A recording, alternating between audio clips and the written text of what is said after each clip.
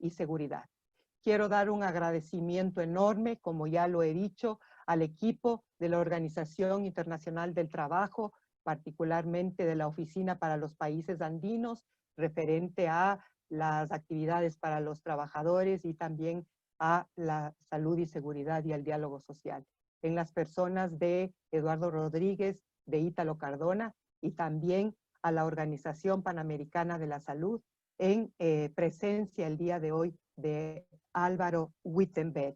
Quiero también agradecer al sindicato sueco Vision, que es parte de este proceso de generación de apoyo de recursos para llevar integralmente este proyecto de aquí hasta finales de este año. Decirles además que este proceso es un proceso que inicia hoy, que vamos a tener 6 sesiones, como todos conocen, 6 sesiones con un horario todas las semanas, los días miércoles y jueves, de 5 a 6:30 de la tarde, y que posteriormente el equipo de educadores y educadoras jóvenes de la Internacional de Servicios Públicos en este país desarrollará un proceso ya en situ para llevar adelante este programa de educación al conjunto de organizaciones en el nivel nacional. Y asimismo quiero destacar que nos acompañan también en este proceso los compañeros y compañeras delegados a los comités paritarios de salud y seguridad en aquellas instituciones y empresas públicas en donde existen, y que uno de los objetivos fundamentales es desarrollar la capacidad que tenemos los trabajadores, las trabajadoras, de actuar en esos comités, pero también de poder elevar nuestro posicionamiento, tanto técnico como político, para interactuar en la salud y seguridad, no únicamente en nuestro lugar de trabajo, sino también en el nivel nacional. Con estas palabras de agradecimiento quiero expresar el reconocimiento de la Internacional de Servicios Públicos, tanto a la Organización Internacional del Trabajo como a la Organización Panamericana de la Salud, por este acompañamiento y este proceso que iniciamos el día de hoy. Te doy la palabra entonces, Ítalo. Muchísimas gracias.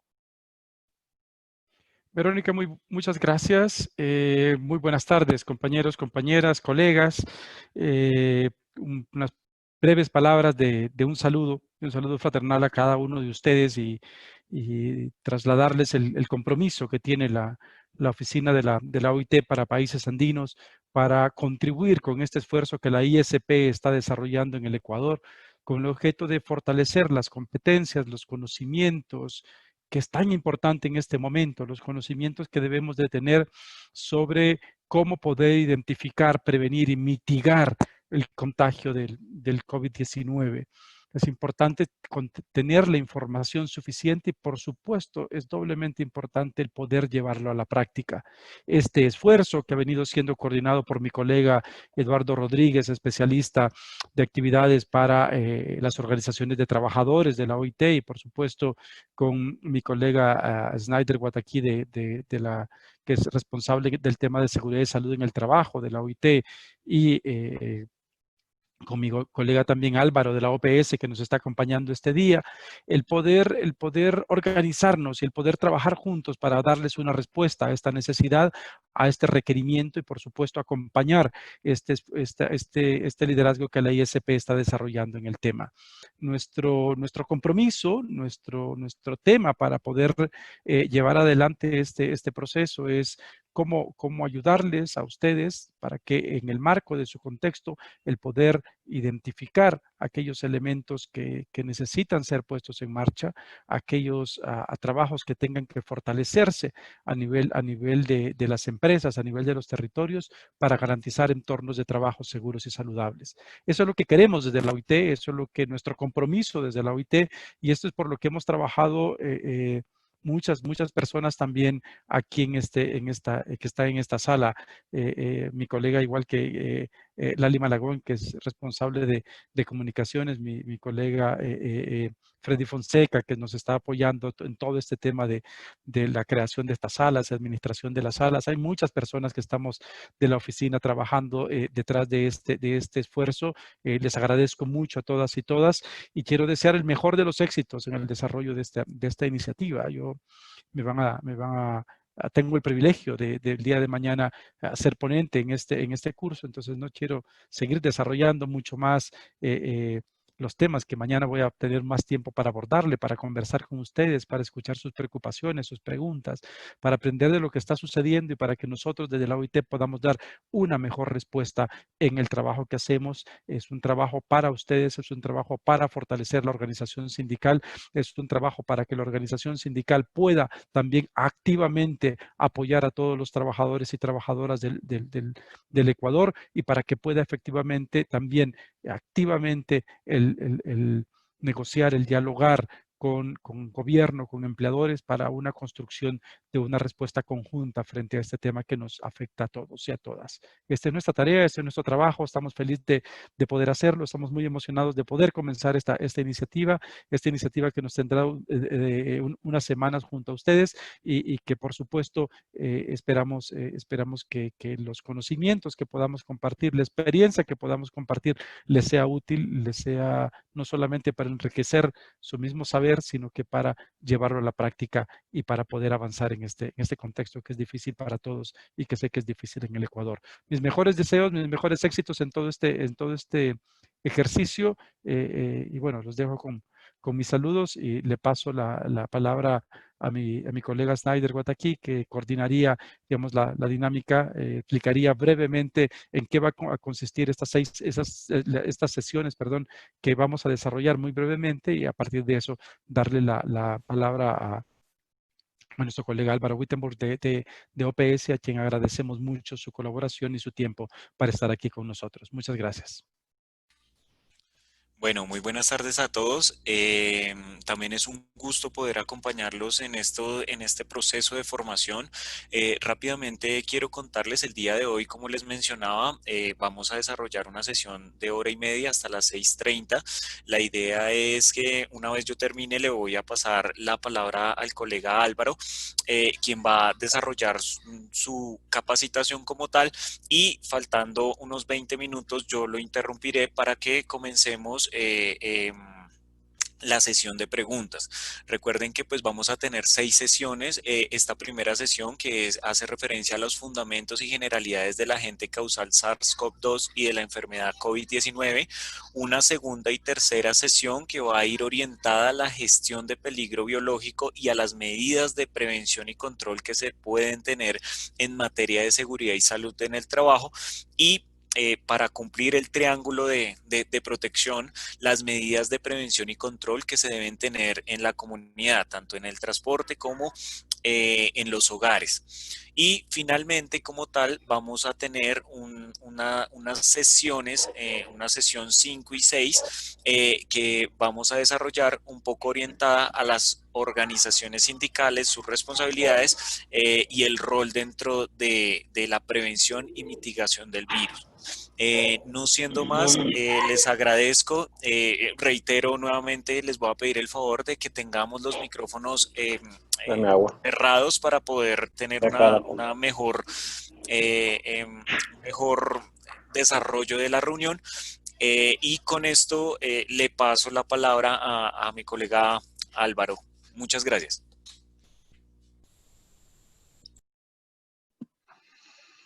Muy buenas tardes con todos. Nuevamente, discúlpenme la demora. Tuve un problemita ahí de coordinación y de acceso, pero bueno, ya estamos aquí reunidos. He orientado la presentación hacia las preguntas, hacia los temas que estaban colocados en la agenda que se me compartió amablemente. Entonces, si es que hay algún tema, alguna cosa que ustedes consideren que queda por fuera o que no se explicó muy bien, con gusto como bien ha mencionado Ítalo Schneider, estaré a su disposición para poder responder las preguntas que sean pertinentes, y si no tengo la respuesta o es algo que para lo que no hay respuesta todavía, pues buscaremos algo más de información a fin de poder compartirlo y que pueda ser de utilidad para todos ustedes. ¿Pueden ver la presentación? ¿Me confirman, por favor? Sí, Álvaro, perfecto. Sí, sí vemos. Bien. Sí, Entonces... está bien, estamos bien. Perfecto. Entonces, partiremos primero por mencionar o por preguntarnos qué es un coronavirus. Los coronavirus son una extensa familia de virus que pueden causar enfermedades, tanto en animales como en seres humanos. Entonces, son virus que pueden o suelen producir enfermedades zoonóticas. Se piensa que originalmente esta familia de virus inicialmente se originó en los animales, y luego a través del contacto con los seres humanos, estos virus han ido pasando a formar parte de los agentes patógenos que producen enfermedades en el ser humano. Actualmente hay 7 coronavirus de los cuales se conoce que producen enfermedad en seres humanos. 4 de ellos están relacionados a cuadros de resfriados comunes o de resfríos comunes. Más o menos estos 4 virus producen alrededor del 25% de los resfríos comunes que se producen en los seres humanos. Los otros 3 virus producen enfermedades que son de mayor importancia, ¿no? Entre ellos tenemos el SARS, es un virus que produjo una epidemia importante a inicios del siglo. Tenemos MERS, que es un síndrome respiratorio también grave, principalmente del Oriente Medio, y actualmente lo que conocemos como COVID-19, que es la enfermedad producida por este nuevo coronavirus identificado en el año 2019 en la China y que se conoce como SARS-CoV-2, ¿no? Entonces, esta COVID-19 es la enfermedad que es producida por este nuevo coronavirus y que es el SARS-CoV-2, es decir, SARS porque es un síndrome agudo respiratorio que es grave, severo, CoV de coronavirus, y 2 porque es el segundo, ¿no? El primer coronavirus que produjo un síndrome agudo respiratorio severo fue el SARS que les comentaba inicialmente. Entonces, nuevamente, esta es una enfermedad respiratoria nueva que se identificó por primera vez en Wuhan, en China, y actualmente la propagación se da principalmente de persona a persona. Por más que el inicio o el origen pueda haberse dado en animales, esta es una enfermedad que actualmente se transmite de persona a persona. Un poquito para conocer cómo es que se da esta dinámica, vemos que cuando estas enfermedades que se producen en animales pueden mantener una transmisión zoonótica, ¿no? Es decir, en animales en los cuales se suele manifestar estas enfermedades. El coronavirus no es la única enfermedad zoonótica, tenemos muchas otras. Por ejemplo, la influenza no es una enfermedad que se produce o se puede producir en animales. Tenemos la influenza aviar, que produce brotes importantes en aves. Tenemos la influenza porcina, que da brotes en cerdos. Y también tenemos la influenza humana, ¿no? Que produce brotes en seres humanos. Entonces, tenemos este conjunto de enfermedades que producen enfermedad en animales y que luego, a través del contacto cercano con los seres humanos, permite que estos virus, estos agentes etiológicos se vayan adaptando a la persona. Y luego de adaptarse a la persona, pueden comenzar a transmitirse de manera exclusiva entre seres humanos, y es cuando se puede producir una amplificación de esta transmisión, ¿no? Y por lo tanto se empiezan a producir brotes. Por ejemplo, todos los años siempre se producen brotes de gripe aviar, y lamentablemente algunas de las personas que suelen trabajar en estos criaderos grandes de aves contraen esta gripe aviar, que es una enfermedad muy grave. Pero no se transmite de persona a persona, o se transmite muy difícilmente, por lo tanto no generan brotes importantes o brotes graves, ¿no? algo que lógicamente no es lo que ha pasado con este nuevo coronavirus, que parece haberse adaptado, bueno, no parece, se ha adaptado de manera muy importante al ser humano y esto ha facilitado su transmisión. ¿Cómo es que este virus, esta enfermedad se propaga en los seres humanos? Primero que nada, como habíamos mencionado, es una enfermedad que se transmite de persona a persona actualmente. Es decir, no hay un animal intermediario para que se transmita la enfermedad. Se estima que la enfermedad se propaga a través de las gotitas procedentes de la nariz o la boca que salen despedidas cuando una persona infectada habla, estornuda o tose. Cuando uno está hablando, emite unas pequeñas gotitas que son imperceptibles, que no se pueden ver, pero estas gotitas caen en un radio alrededor de la persona que está hablando, ¿no? Es un radio cercano, menor de 1 metro. Lo mismo pasa cuando una persona tose o cuando una persona estornuda. Lógicamente, si esta persona al toser o estornudar no se cubre, estas gotitas pueden salir expelidas a una distancia considerable, ¿no? Sin embargo, si la persona mantiene una etiqueta respiratoria y se cubre la nariz y la boca al momento de toser, entonces se considera que estas gotitas no deberían esparcirse de manera importante. Las personas pueden contagiarse si es que se inhalan estas gotitas, ¿no? Que una persona con COVID-19 ha esparcido. Es decir, si yo estuviera muy cerca de una persona y estornudo sin cubrirme, muy probablemente estas gotitas que salen expelidas terminan cayendo sobre la persona que está cerca y esta persona al momento de inhalar o respirar, entonces puede inhalar estas gotitas que quedaron ahí muy cerca en el aire y ingresan en la persona que está cercana, ¿no? Por eso es que se recomienda mantenerse a más de 1 metro de distancia de las demás personas. Asimismo, estas gotitas caen en los objetos y superficies que rodean a la persona. Son gotitas que, si bien es cierto, no se ven a simple vista, son gotitas que no quedan mucho tiempo suspendidas en el aire, porque son grandes. Estas gotitas pueden permanecer un breve momento en el aire, pero tienden a caer por acción de la gravedad de manera rápida hacia las superficies que están alrededor de la persona infectada, ¿no? Entonces, se puede contraer la enfermedad también si es que la persona toca objetos o superficies que estén contaminados con estas gotitas y, lógicamente, con el virus que va dentro de estas gotitas, ¿no? Entonces, si yo utilizo el celular de una persona que está infectada o utilizo una computadora, un teclado de una persona que está infectada y que lógicamente ha estado muy cerca de donde esta persona tose, estornuda o habla, es muy probable que mis manos al entrar en contacto con estas superficies o con estos objetos se contaminen también con la presencia del virus y al momento de tocarme el rostro o de sobarme los ojos, o de llevarme la mano a la boca, pueda ingresar o facilitar el ingreso del virus al organismo y de esta manera se pueda producir la infección, ¿no? Entonces, de manera muy importante, ¿cómo se transmite? Pues por contacto, ¿no? Contacto personal cercano con una persona infectada o a través de personas infectadas al momento de toser o estornudar, ¿no? Y asimismo al tocar objetos o superficies contaminadas y luego tocarse la boca, la nariz o los ojos.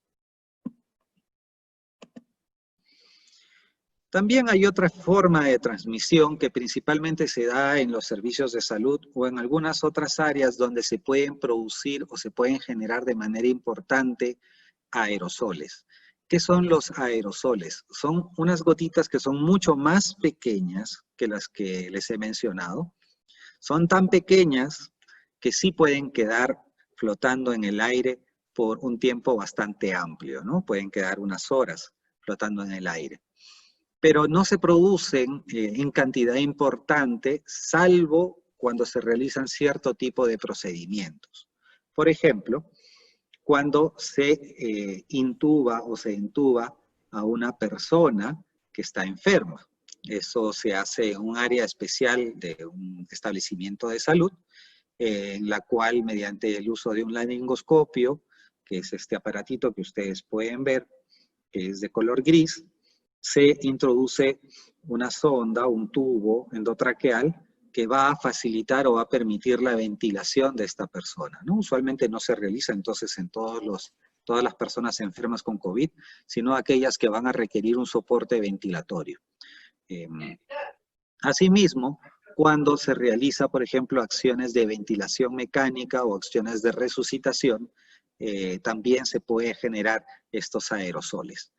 Hay además muchos otros procedimientos que generan aerosoles, como ustedes pueden ver en el listado que está en la tablita, donde tenemos, por ejemplo, la broncoscopía, la reanimación cardiopulmonar, la ventilación no invasiva, procedimientos quirúrgicos, intubación traqueal, ventilación manual, inducción al esputo, la aspiración de secreciones, durante las necropsias o autopsias, asimismo cuando se hacen las nebulizaciones, por ejemplo, para los pacientes que son asmáticos también se pueden producir estos aerosoles, ¿no? Entonces, cuando se realizan este tipo de procedimientos que generan aerosoles y por lo tanto generan estas pequeñas microgotas que son mucho más pequeñas que las gotitas que yo les mencionaba en un principio, entonces es necesario que el personal de salud cuente con otro tipo de protecciones o medidas de protección diferenciadas que permitan justamente evitar la aspiración de este tipo de vehículos tan diminutos, tan pequeños, ¿no? En el caso anterior, cuando hablábamos de la transmisión a través de gotitas en general, que se le llama así, el nombre es gotitas, como son unas gotas que son más grandes, entonces no se requiere necesariamente equipos tan especializados como los que sí se usan en este caso, ¿no? Por ejemplo, en un escenario en el cual hay gotitas, lo que se puede recomendar es primero el mantenimiento de la distancia y como máximo el uso de una mascarilla quirúrgica o una mascarilla, ¿no? Mientras que cuando se generan procedimientos que sí generan aerosoles, entonces se puede necesitar más bien mascarillas que tienen una gran capacidad de filtración, como pueden ser mascarillas N95 y otros equipos más de protección, como pueden incluir, por ejemplo, los anteojos o las pantallas protectoras, ¿no?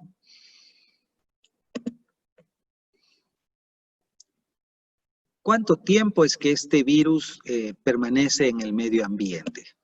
Bueno, hay diversos estudios que se han realizado. Uno bastante interesante es el que se publicó en el Lancet. Ahí les he puesto los enlaces para que ustedes puedan acceder y revisar esta información. Y tenemos la siguiente información, por ejemplo, ¿no? El virus en el papel puede vivir hasta 30 minutos, después de lo cual se inactiva. En pañuelos de papel y papel higiénico, unos 30 minutos, luego de lo cual se inactiva. En superficies de madera, hasta un día. En la ropa también pueden permanecer un día. En el cristal, 2 días. En billetes, 4 días. En acero inoxidable, 4 días. En plástico, 4 días también, ¿no? Entonces, este virus tiene una viabilidad importante en el medio ambiente. Cuando hablan, por ejemplo, aquí del aire 3 horas, se está refiriendo a aquellos procedimientos que generan estos aerosoles, y al generar aerosoles, pues pueden quedar estas pequeñas partículas flotando en el aire y puede ser infeccioso hasta por 3 horas en ese ambiente. Entonces, como ustedes pueden ver, es un virus que puede mantenerse viable por un tiempo importante en las superficies y por lo tanto es necesaria la implementación, ¿no es cierto?, de medidas de desinfección de las superficies y de los objetos que usamos con cotidianidad o de manera cotidiana. ¿Cuáles son los síntomas de la COVID-19? Primero que nada, hay múltiples estudios que muestran que la gran mayoría de personas que se infectan no desarrollan síntomas o desarrollan síntomas que son leves. Entonces ahí es cuando nosotros hablamos de personas asintomáticas u oligosintomáticas. En aquellas personas que desarrollan los síntomas, que viene a ser como el 20% de las personas infectadas, los síntomas que más frecuentemente se presentan son fiebre, el cansancio o la astenia que le llamamos nosotros, cansancio y otras manifestaciones generales como pueden ser dolor muscular, falta de apetito, ¿no? La mialgia, la anorexia. La tos, que usualmente es una tos seca, aunque en algunos casos puede ser una tos productiva, o sea, una tos con flema. Disnea o sensación de falta de aire también se presenta en una tercera parte de las personas que presentan sintomatología. Faringitis en un 17%. Y también hay otros signos que se pueden presentar, como por ejemplo diarrea, náuseas o el dolor de cabeza, ¿no? Que le llamamos nosotros cefalea. En algunos casos solamente se presenta diarrea o náuseas, por ejemplo, ¿no? Lo cual hace muchas veces difícil que se sospeche de la enfermedad.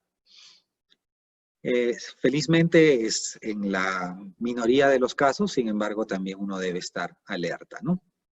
Es muy importante también tomar en consideración que hay signos de alarma. El aumento de la dificultad respiratoria, si uno siente que se le hace difícil tomar aire, ¿no? Uno como que sintiera como que está ansioso, por ejemplo, ¿no? Si la frecuencia respiratoria es mayor de 20 respiraciones por minuto en los adultos, si se mantiene una fiebre alta persistente, por ejemplo, que dura más de 3 días, o si la persona está presentando una coloración azulada en labios y en rostro, son signos que nos deben hacer sospechar de que hay un cuadro clínico que es más importante y que es necesario que la persona acuda a un hospital para que pueda recibir un tratamiento especializado. Entonces, aquí tenemos una imagen de la COVID-19. Ahí les voy a compartir un enlace donde ustedes van a poder encontrar todas estas imágenes y recomendaciones de la organización. Entonces, en esta imagen de la COVID, pues están los síntomas más importantes, la fiebre, el cansancio, la tos seca, y también en los casos graves, pues tomar en cuenta la fiebre alta, la neumonía, que usualmente se manifiesta junto con una dificultad respiratoria, ¿no? Y estos síntomas pueden aparecer de 1 a 12 días, en realidad hasta 14 días después de haber tenido una exposición importante. Entonces, esa también es otra característica de esta enfermedad, que tiene una incubación de hasta 14 días, lo cual hace complicado el seguimiento, el aislamiento y la cuarentena de los casos, ¿no? Y hace también factible que una persona pueda justamente pasar inadvertidamente como una persona sana cuando en realidad tiene la enfermedad o está incubando la enfermedad. También recordar que la mayoría de las personas sintomáticas van a presentar un cuadro leve o moderado, hasta un 84%, y que se va a recuperar sin necesidad de un tratamiento especial. Es decir, darle un tratamiento en casa como si fuera una gripe, ¿no? Sí va a haber un 16% de personas que van a requerir hospitalización, porque usualmente pueden presentar, o lo que se ha visto es que usualmente presentan una neumonía viral. Una neumonía significa que hay un compromiso del órgano de los pulmones, y que lógicamente al estar comprometido este órgano puede conllevar justamente a una insuficiencia respiratoria y a un peligro importante para la salud de la persona, ¿no? Y un 2 a 5% de los casos que presentan síntomas va a requerir tratamiento de cuidados intensivos y tiene riesgo de fallecer. Hay diagnóstico diferencial. El diagnóstico diferencial, por la variedad de los síntomas que se presentan, pues puede calzar con malaria, con dengue, con chikungunya, con tuberculosis, fiebre tifoidea, con la misma influenza, entre otros. Les he colocado un cuadrito de comparación con otras enfermedades para que ustedes puedan ver qué síntomas se presentan con mayor frecuencia en diferentes enfermedades. Sin embargo, si ustedes tienen una infección respiratoria alta, ante la duda hay que considerar que se trate de una COVID-19, sobre todo porque estamos en un momento epidémico de la enfermedad, hasta que se demuestre lo contrario, ¿no? Es decir, si tienen una enfermedad respiratoria aguda, consideren como que fuera una COVID-19, tomen todas las precauciones, incluyendo las medidas de aislamiento y cuarentena, hasta que no se demuestre que lo que tienen no es COVID, más allá de que exista un diagnóstico diferencial amplio con otras enfermedades.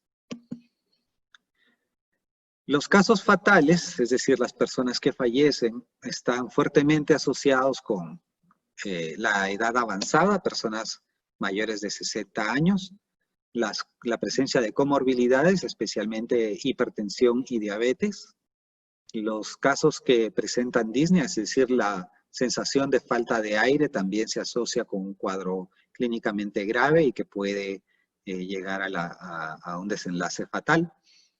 Y hay que tener en cuenta que esta presencia de disnea o sensación de falta de aire se puede confundir con una sensación de malestar torácico o también con ansiedad, ¿no?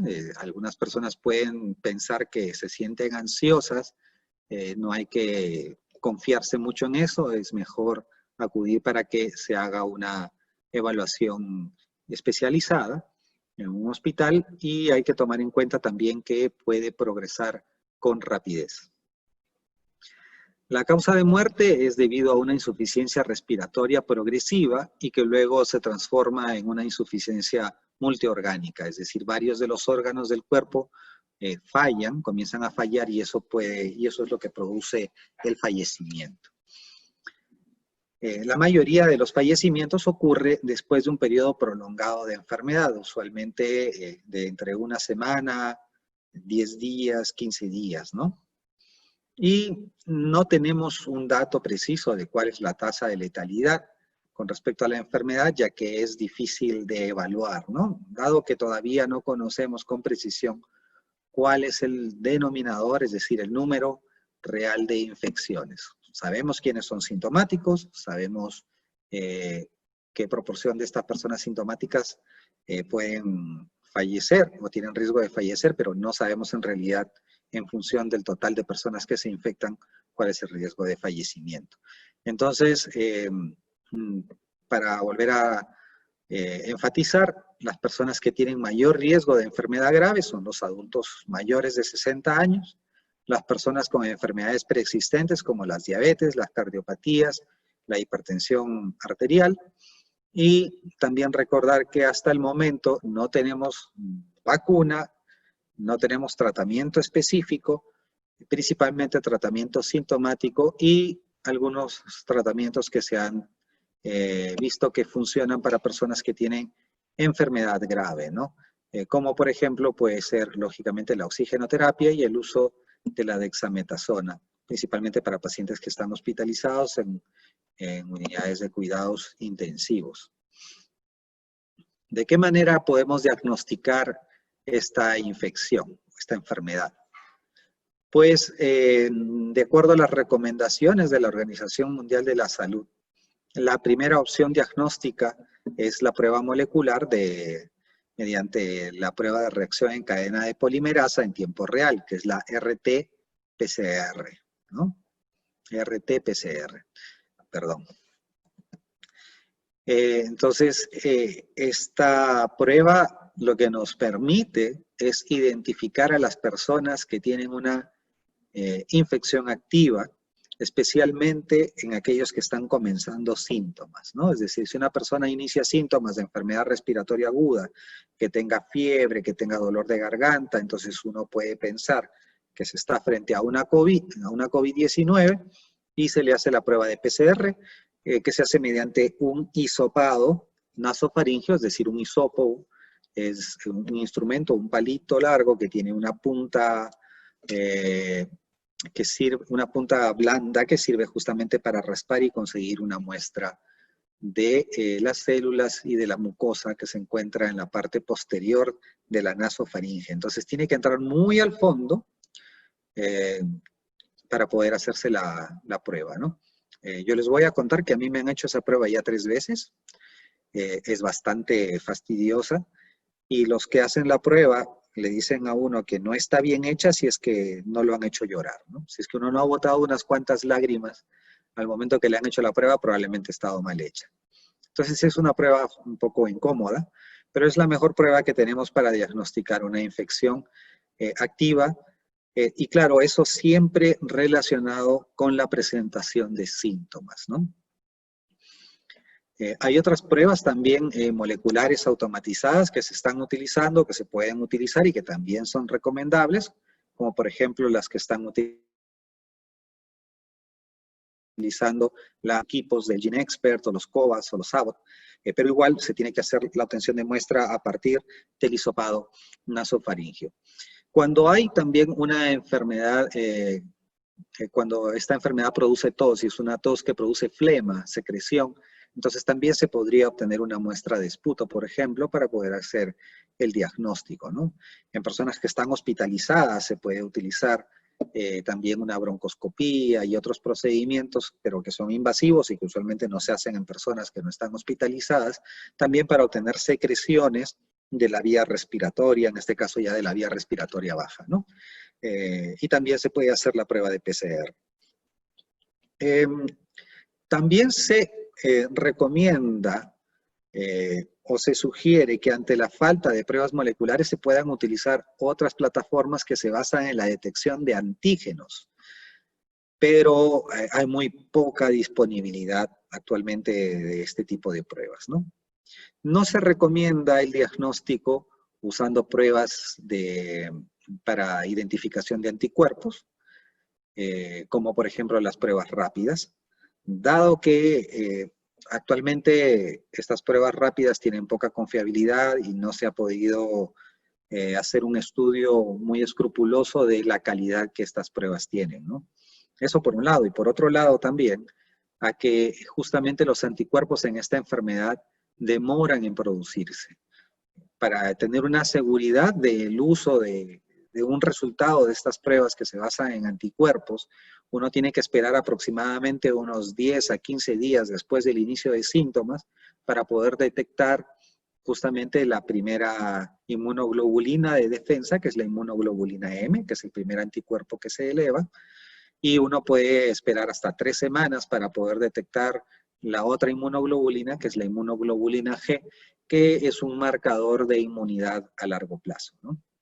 Entonces, si ustedes se fijan, esperar 15 días desde el inicio de síntomas de la persona hasta poder obtener la muestra o estar seguros de que esa muestra me va a dar un resultado adecuado, pues es mucho tiempo, ¿no?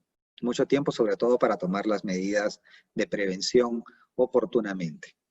Entonces, no se recomienda mucho, además que otros atributos de las pruebas, que son un poco más complejos de explicar, como la sensibilidad, la especificidad, los valores predictivos, no son tan adecuados todavía en este tipo de pruebas.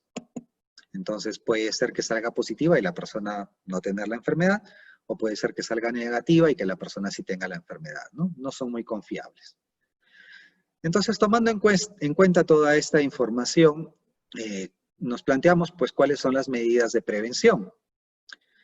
Primero, hay que lavarse las manos a fondo y con frecuencia usando un desinfectante a base de alcohol o con agua y jabón. ¿Esto por qué? ¿Por qué? Porque lavarse las manos con agua y jabón o usando un desinfectante a base de alcohol mata los virus que pueda haber en sus manos. ¿Pero por qué los mata? Lo que ocurre es que este virus, una pequeña partícula en este caso, de ácidos nucleicos, ¿no? Que está rodeada de una capita de grasa, ¿no? Entonces, lo que hace el alcohol es destruir esa capita de grasa, al igual que el jabón. Entonces, el agua, el jabón y el alcohol, lo que van a generar, lo que van a producir, es que se destruya esa capa de grasa y por lo tanto el virus se desintegre, ¿no? Y lo mismo pasa, lo mismo ocurre con diferentes otras sustancias que también se utilizan, por ejemplo, para la limpieza diaria y que justamente tienen este mismo principio, ¿no? De destruir las grasas. Eso hace también, por ejemplo, que los detergentes que usamos para lavar ropa sean bastante efectivos también para inactivar el virus. Y entonces el lavado de ropa, usando los detergentes que usualmente usamos, es suficiente, ¿no? Para inactivar el virus que pueda estar adherido a la ropa de las personas. Asimismo, otra estrategia importante es mantener una distancia mínima de 1 metro, de 3 pies, entre usted y cualquier otra persona. Ya sea que esté estornudando, ya sea que esté tosiendo o no. Lo importante es mantener una distancia prudente con las demás personas. Lógicamente, si la persona está visiblemente enferma, pues mantener más distancia, mucho mejor. Hay una investigación que se ha publicado hace muy poco, una revisión sistemática con un metaanálisis de muchos estudios, de múltiples estudios, en los que se ha encontrado que justamente mantener esta distancia de 1 metro o más previene o reduce de manera importante el riesgo de transmisión o el riesgo de contagio, ¿no? Entonces, es muy importante mantener la distancia con las demás personas. Aún así estemos usando mascarilla, es importante continuar manteniendo la distancia con las demás personas. Lógicamente, al usar mascarilla, el riesgo de transmisión es mucho menor, ¿no? Evite tocarse los ojos, la nariz y la boca. Eso también es muy importante porque las manos pueden ser un vehículo de la transmisión de la enfermedad, ¿no? Es decir, si las manos están contaminadas con el virus, pues podría producirse justamente la infección al llevar esta mano contaminada a alguna de las mucosas del cuerpo, ¿no? Y lógicamente esto podría conllevar al desarrollo de la enfermedad. Asimismo, todas las personas debemos procurar mantener una buena higiene de las vías respiratorias. Y la buena higiene de las vías respiratorias significa cubrirse la boca y la nariz con el ángulo interno del codo, pero realizado de manera adecuada. Es decir, no vale ponernos el codo arriba y estornudar hacia abajo porque no sirve de nada. Tiene que estar tapada la nariz y la boca. O en todo caso, si es que no tenemos una buena técnica, podemos usar un pañuelo descartable, ¿no? Un pañuelo descartable con el que nos podamos cubrir la nariz y la boca. No usar las manos, y si hemos usado la mano, tenemos que desinfectarla inmediatamente, ¿no? ¿Por qué? Porque lógicamente si uno usa la mano, nosotros utilizamos mucho las manos para poder utilizar objetos o superficies que están a nuestro alrededor. Asimismo, si una persona presenta signos o síntomas de enfermedad, es muy importante que se quede en casa, que no salga. Entonces, si tiene fiebre, tos, dificultad para respirar, además, hay que buscar atención médica y tratar de coordinar de manera anticipada la llegada, ¿no? Entonces, por favor, personas que tengan signos y síntomas de la enfermedad, si tienen fiebre, dolor de garganta, si solo es dolor de garganta y todavía no presenta la fiebre, ya uno debería estar pensando siempre en prevenir por exceso, ¿no? Entonces, preferible quedarme en casa, pero no solamente quedarme en casa, sino comenzar con las medidas de aislamiento. ¿Cuáles son las medidas de aislamiento? Tratar de estar en un espacio único asignado para la persona, en la medida de lo posible en una habitación, que esta persona esté usando una mascarilla todo el tiempo, asimismo que los utensilios y todo lo que sean utensilios de atención personal o de uso personal sean exclusivos para esa persona y sean limpiados diariamente con soluciones basadas en alcohol. Por ejemplo, el alcohol a 70 grados está perfecto para poder limpiar superficies u objetos. Y el baño tratar de que sea también de uso exclusivo. Si es que no se pueden mantener estas medidas, porque sabemos que no necesariamente se pueden mantener en todos los hogares, entonces de todas maneras igual tratar de mantener lo más ventilada posible la casa, asimismo que la persona siga usando la mascarilla y que todo el mundo trate de mantener una distancia lo más prudente posible, lo más alejada posible, ¿no? Si una persona es necesario que haya alguien que brinde atención a la persona que está enferma, también igualmente debe usar mascarilla al momento de aproximarse o al momento de atender a la persona que está enferma lógicamente esta mascarilla la puede dejar al momento de salir de la habitación, usar la higiene de manos antes de ingresar a la habitación y al momento de salir de la habitación o del área de atención de la persona que está enferma, también la higiene de manos es esencial, ¿no? Entonces, hay ya recomendaciones que están escritas por parte del Ministerio de Salud Pública. Yo les puedo compartir esos materiales también una vez terminada la presentación para que ustedes los tengan a disposición. Pero están publicados en la página web del Ministerio, ¿no?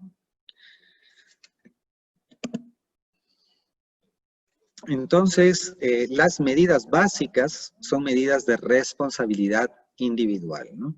Primero que nada, cumplir con el aislamiento obligatorio si la persona resultara positivo y la cuarentena de los contactos. ¿Por qué hablamos de aislamiento en casos? Porque, claro, un caso que está positivo necesita estar en un área, evitando tener contacto con los demás. Y el término cuarentena es lo mismo que aislamiento, solo que lo usamos para personas que no tienen la enfermedad todavía, ¿no? Es decir, personas que han tenido contacto no necesariamente van a enfermar, pero deben igualmente hacer cuarentena, ¿no? Sabemos, por ejemplo, que ha pasado cuando se presentó el primer caso, algunos de sus contactos no hicieron la cuarentena o rompieron la cuarentena. Y eso es peligroso porque esa persona podría estar incubando la enfermedad o incluso podría ser una persona asintomática. Y aun cuando no está muy claro el rol de las personas asintomáticas en la dinámica de transmisión de la enfermedad, se asume que sí podrían transmitirla, ¿no?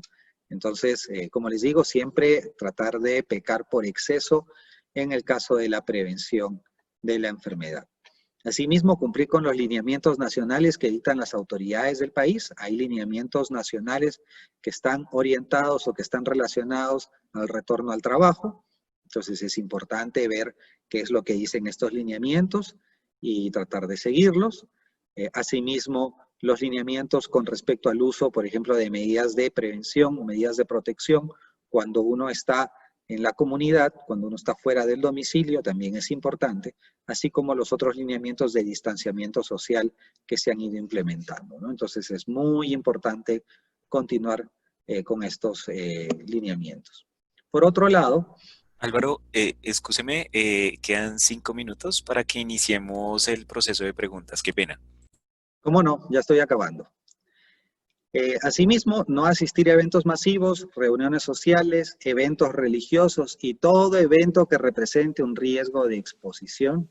Por favor, estamos en un periodo muy crítico, es un periodo muy particular, muy difícil, sobre todo para las grandes ciudades donde hay un número de casos importante y ya sabemos que las unidades de cuidados intensivos están al tope. Entonces, no queremos enfermarnos de gravedad por ningún motivo, por ninguna causa, sea o no sea COVID. Entonces, por favor, es necesario mantener nuestro estado de salud lo mejor posible.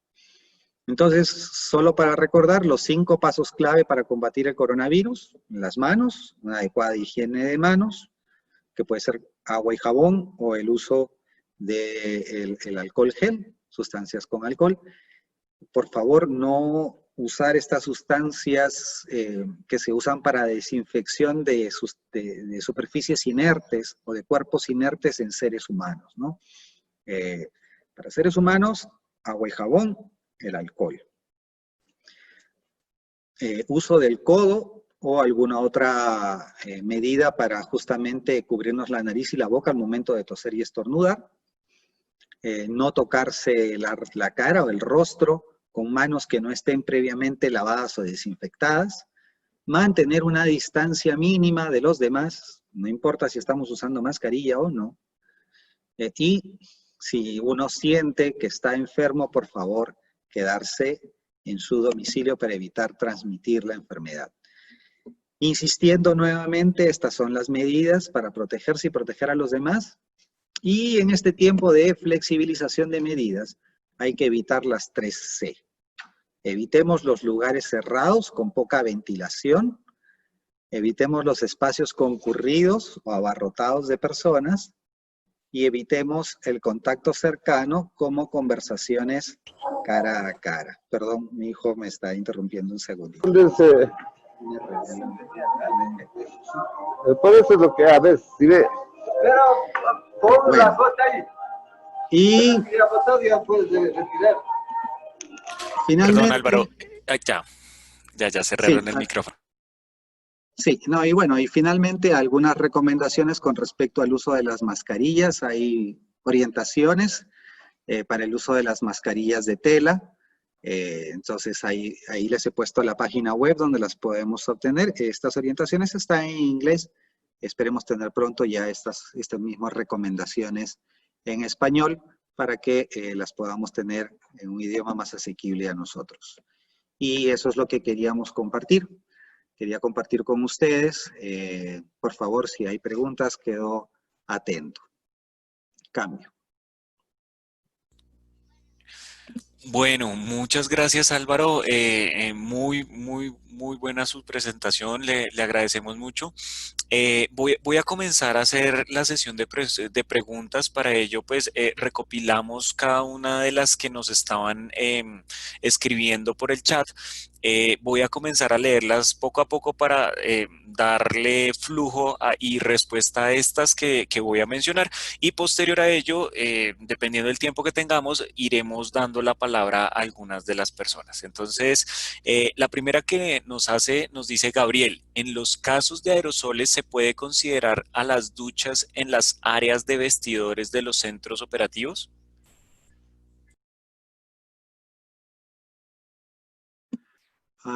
Gabriel, no tenemos ese tipo de reportes de que las duchas puedan producir aerosoles. Más bien son gotas grandes, ¿no? Tendrían que ser procedimientos que puedan generar, que puedan producir que uno expele o exhale o se produzca digamos que se produzca que las secreciones internas que tiene la persona, las secreciones de las vías respiratorias, salgan con una velocidad o con una vibración muy particular que pueda producir estas micro gotitas, ¿no? Las duchas no tendrían por qué producir este tipo de problemas, ¿no? Cambio. Muchas gracias, Álvaro.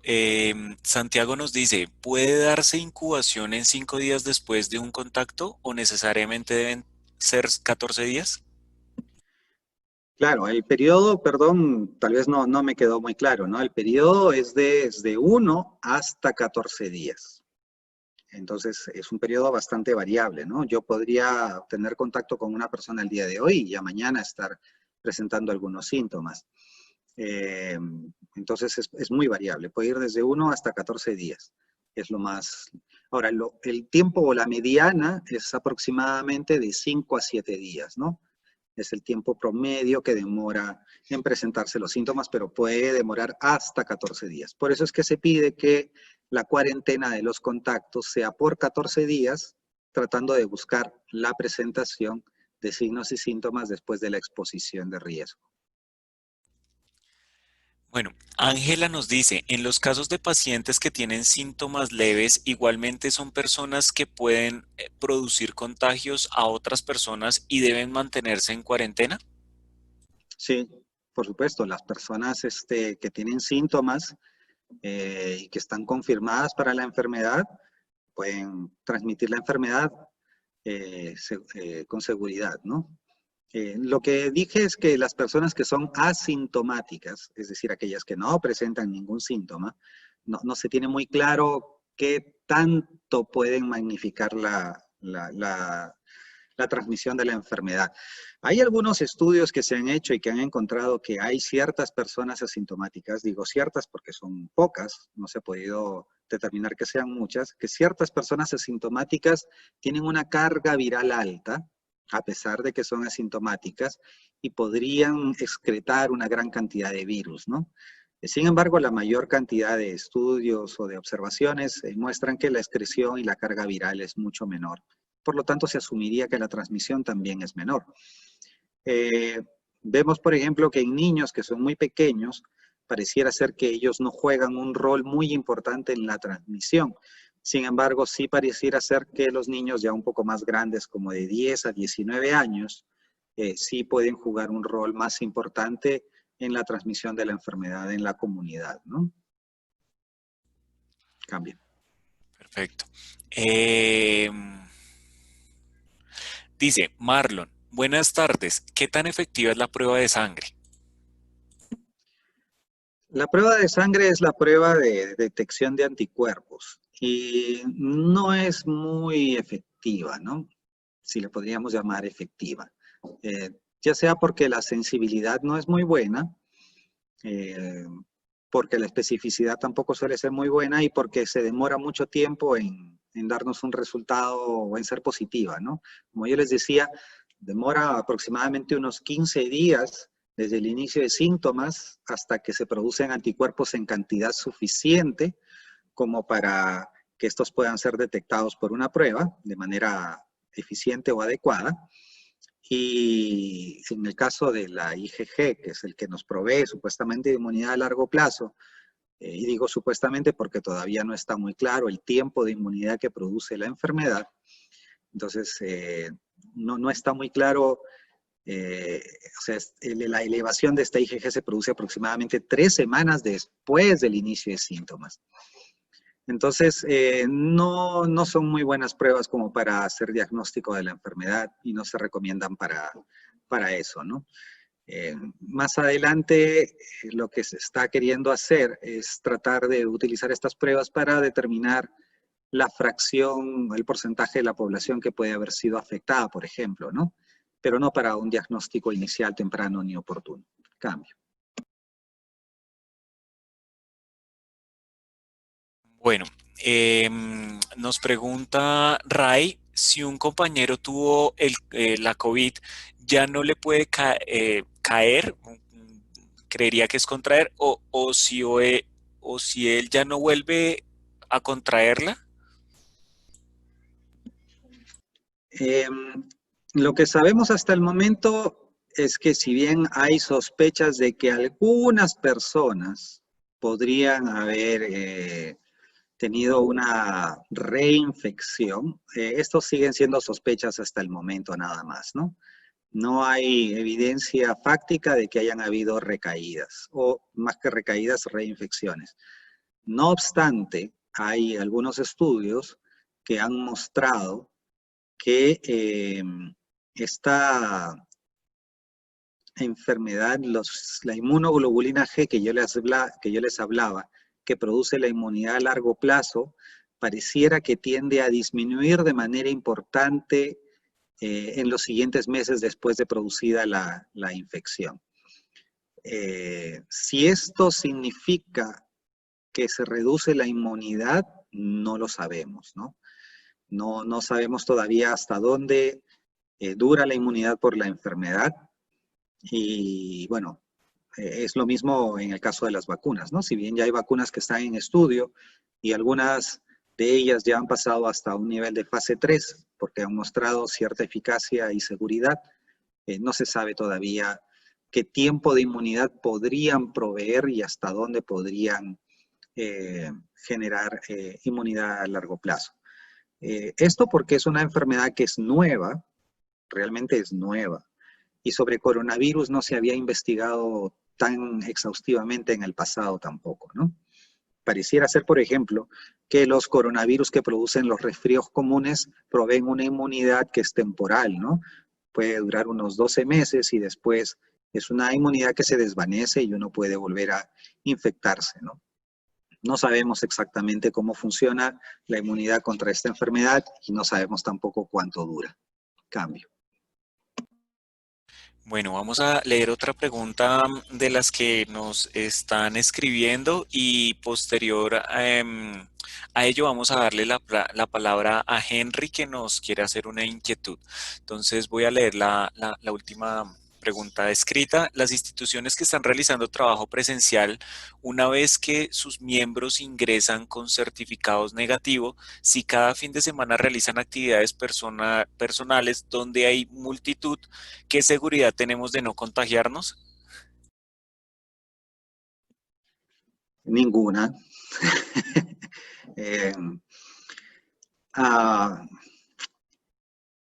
Desde la OPS y OMS no recomendamos el uso de pruebas para volver al trabajo. No las recomendamos porque En el caso de la prueba de PCR, sirve para decirnos si en ese momento una persona que está sintomática tiene o no tiene la infección. Pero ya hemos visto también que esta prueba de PCR puede ser positiva por 3 meses, sin que eso signifique que la persona está enferma 3 meses, sino que quedan algunas partículas todavía virales que pueden estar presentes en la mucosa y que se están terminando de eliminar por parte del organismo y que son las que dan la positividad. Entonces, no recomendamos el uso de pruebas diagnósticas antes de regresar al trabajo. Lo más importante es que las personas mantengan las medidas de prevención. Las medidas de prevención son las que ya hemos mencionado, ¿no? Especialmente el distanciamiento, el uso de la mascarilla y todas las otras recomendaciones. Si una persona siente que tiene síntomas de la enfermedad, no debe acudir a trabajar, debe quedarse en el domicilio, y si siente que es una enfermedad que es grave, que tiene alguno de los signos de alarma que les he mencionado, entonces debe acudir a un hospital para una evaluación y ver si es que requiere de un tratamiento especializado. Cambio. Bueno, entonces vamos a darle la palabra a Henry. Le voy a pedir, por favor, que active su micrófono y nos haga la pregunta. Gracias. Sí, buenas tardes. ¿Me escuchan? Sí, Henry. Sí, claramente. Ya. Doctor y compañeros, buenas tardes. 2 inquietudes puntuales. ¿Ayuda al poner alcohol en el dinero y papel moneda? ¿Ayuda? Y la segunda inquietud que tengo es, ¿se conoce a qué se debe que a unas personas le da con mayor intensidad que a otras? Gracias. Sí, con respecto a lo del alcohol, yo diría que sí, que ya hemos visto que el virus puede permanecer activo durante un tiempo muy importante en superficies de metal y en el mismo papel del dinero. Entonces, la desinfección adecuada del dinero y de las monedas es importante. El uso del alcohol es adecuado, es una sustancia que elimina el virus de manera rápida. Entonces, sí, por favor, es una buena práctica. Igual que es una práctica importante, por ejemplo, desinfectar los celulares con alcohol de manera periódica. Si no es una vez, por lo menos 2 veces al día. Asimismo, es importante desinfectar el interior del vehículo, si es que uno tiene su vehículo, antes de ingresar o al momento de ingresar al vehículo, el alcohol gel, y también usar un pañito húmedo con alcohol para desinfectar las superficies del vehículo, especialmente si yo trabajo con el vehículo, si ingresan personas extrañas al vehículo. Es muy importante la desinfección y la limpieza. Es muy importante la desinfección y la limpieza del área de trabajo.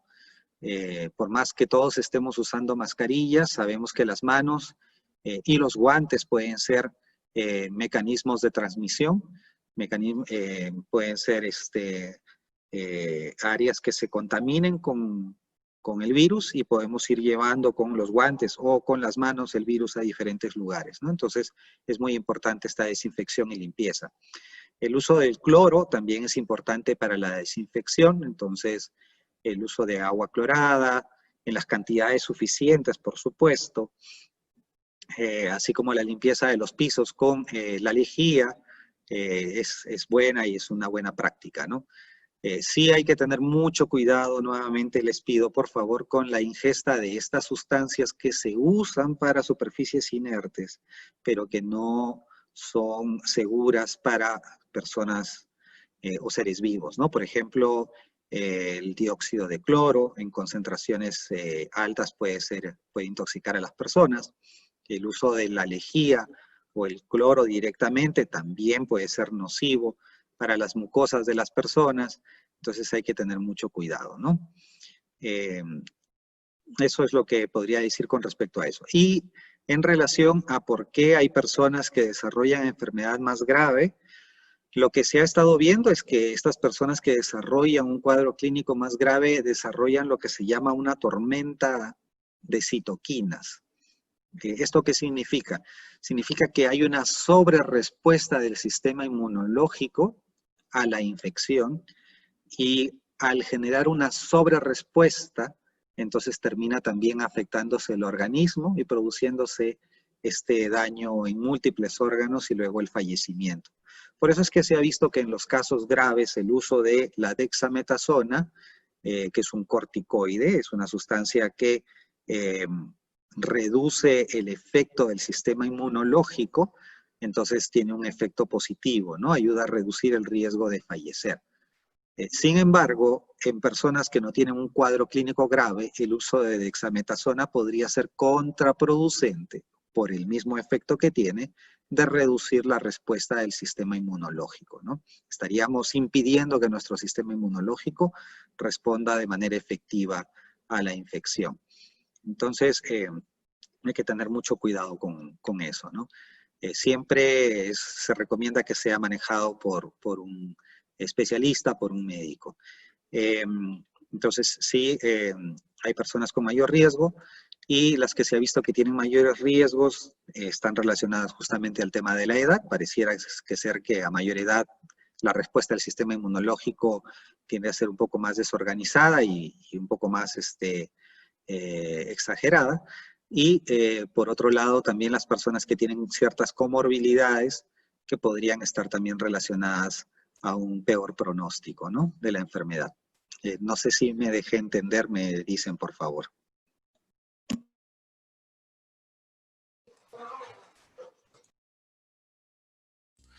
Muchas gracias, Álvaro. Vamos a darle la palabra a una última pregunta. Sabemos que hay muchas inquietudes. Por tiempo es un poco difícil resolverlas todas. Vamos a darle la palabra a Gabriela García para que nos haga la inquietud y ya cerraríamos. Y ya timbró y me salió. Gabriela.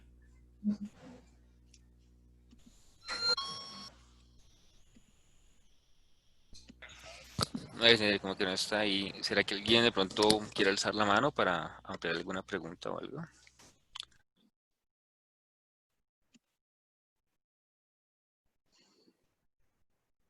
Bueno, entonces yo creería que lo que podemos hacer es, voy a leer la última ¿Está pregunta. Wilson?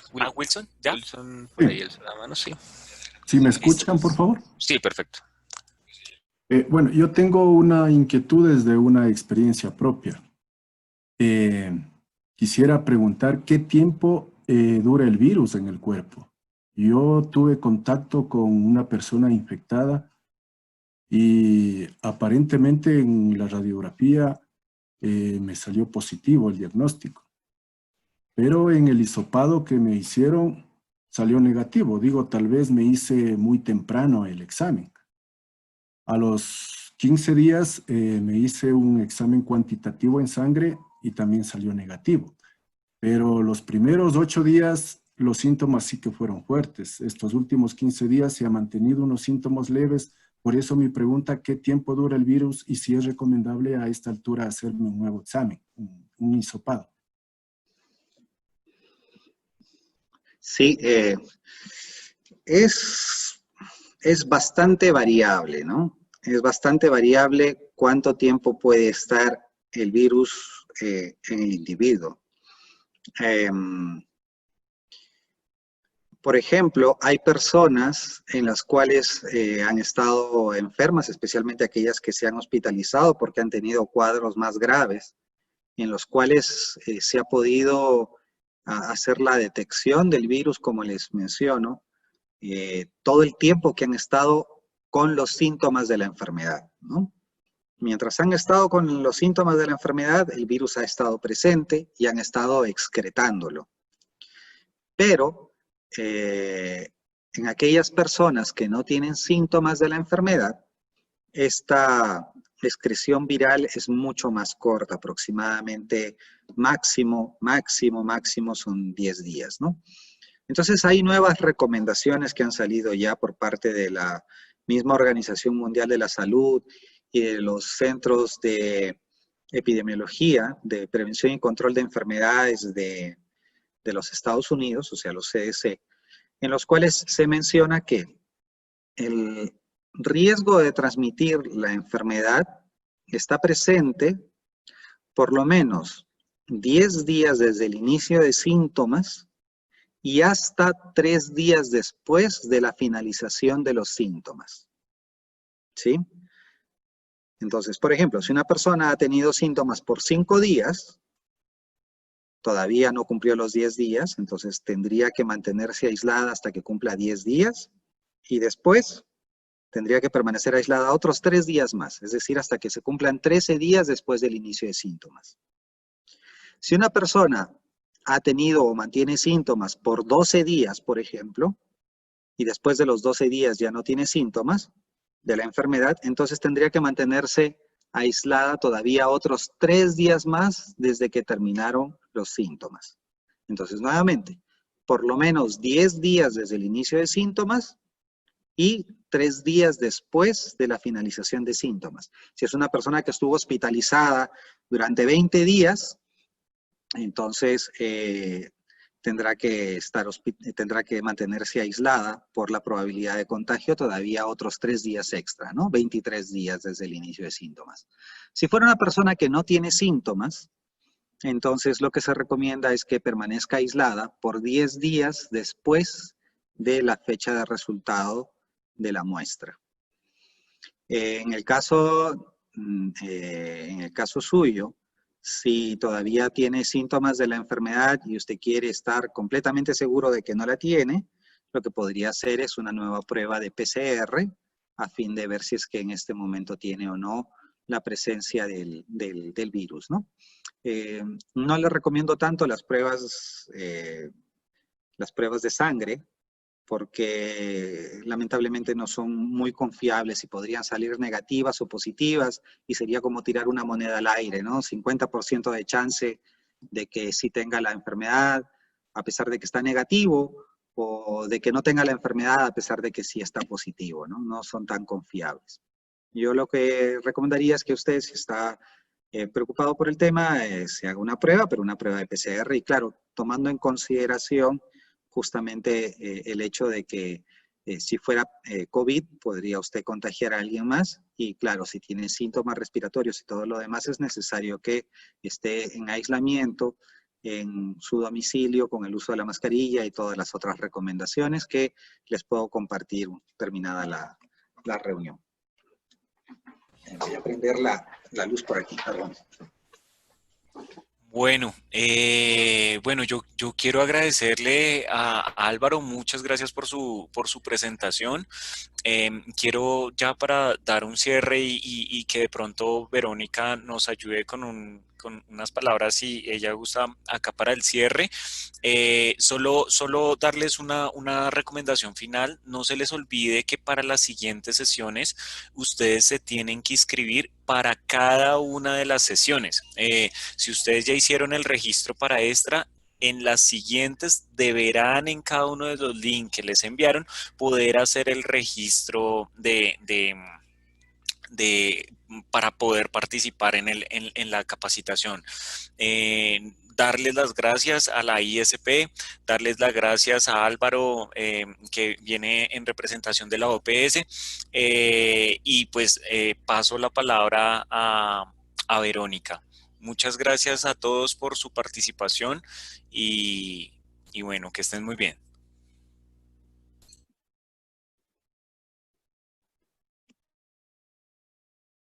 Bueno, muchísimas gracias, Snyder, y también nuestro agradecimiento a Álvaro por la exposición del día de hoy. Quedan muchas preguntas. Creo que lo importante va a ser, parece que me desconecté, disculpen. Lo importante va a ser que en el proceso vayamos resolviendo el conjunto de inquietudes que van naciendo. Por eso es importante haber partido de esta primera experiencia que, como vemos, va a lograr elevar nuestra capacidad técnica y que posteriormente tenemos que continuar con este proceso ya también desde una perspectiva de capacidad política para poder llevar adelante este planteamiento, este diálogo social que necesitamos para hacer de nuestros lugares de trabajo lugares de trabajo con plena seguridad y salud. Y sobre todo también garantizar eso para aquellas personas que son nuestros beneficiarios, usuarias y usuarias de los servicios públicos. Agradecerles a los compañeros y compañeras por su plena participación y decirles que nos vemos entonces mañana en la siguiente reunión. Nosotros vamos a, una vez que Snyder nos entregue los materiales, a enviarles vía correo electrónico, el correo electrónico que yo les envié el día de hoy en la tarde. Bajo esa misma modalidad vamos a seguir enviando cada día los materiales que se van produciendo y discutiendo en cada una de las sesiones. Eso, muchísimas gracias y con eso terminamos. Hasta mañana con todos y con todas. Gracias, hasta mañana. Hasta mañana. Hasta mañana, hasta mañana. Mañana, gracias, Benito. Hasta mañana. Mañana, Hasta mañana, muchas que gracias pasen por nada. su Muchísimas gracias.